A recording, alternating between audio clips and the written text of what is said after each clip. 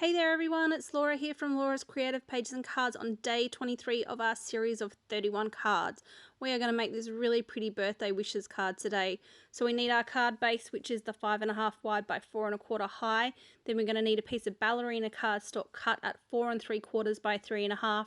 This white daisy cut at 4 5/8 by 3 3/8. The polka dot paper, which is 1 by 4 5/8. Then the raspberry piece, which is 1/2 by 4 5/8. And just a scrap piece of white daisy so that we can stamp our little bouquet on that piece of paper. Alright, let us get started on this process of sticking the ballerina cardstock down first. We're just going to add a bit of tape to the back of that, and I'm just going to fit that into the center of my card front first. Once it's central, I'll go ahead and press that on down. There's a little bit of stamping this time, so we're stamping with ballerina ink to start with, and we're going to add the beautiful detail to this white daisy cardstock. However, if you don't have ballerina or a light coloured ink, you could most certainly leave it blank, but if you've got a light coloured ink, then let's get this little heart image all over the back of this particular white daisy. So I'm just random stamping, no particular order, just different angles, just so that I have that pretty little hearts in the background there.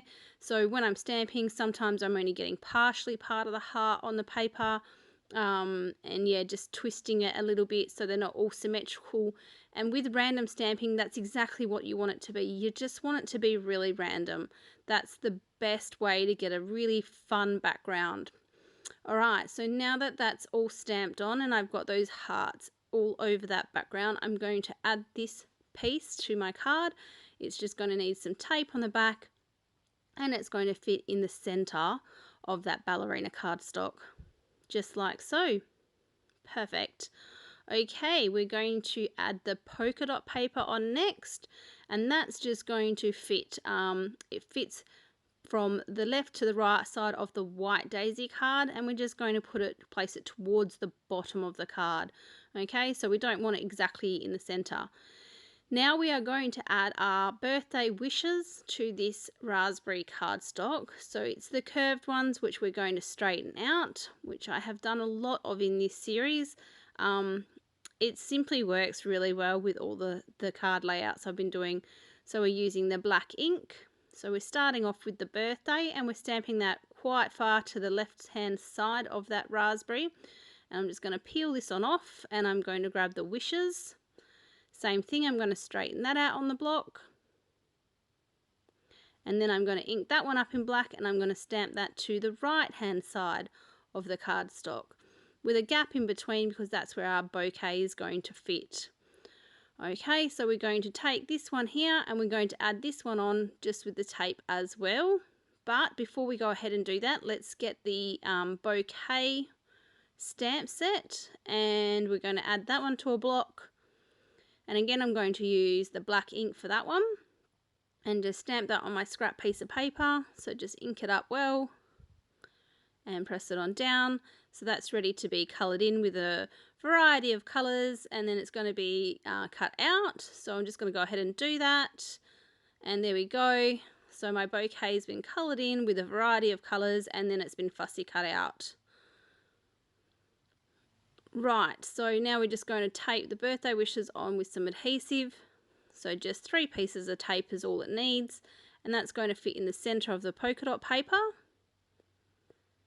Now that that's on, we just need to add the bouquet. Bouquet is going to be added on with 3D foam tape. Just needs 1 piece in the centre.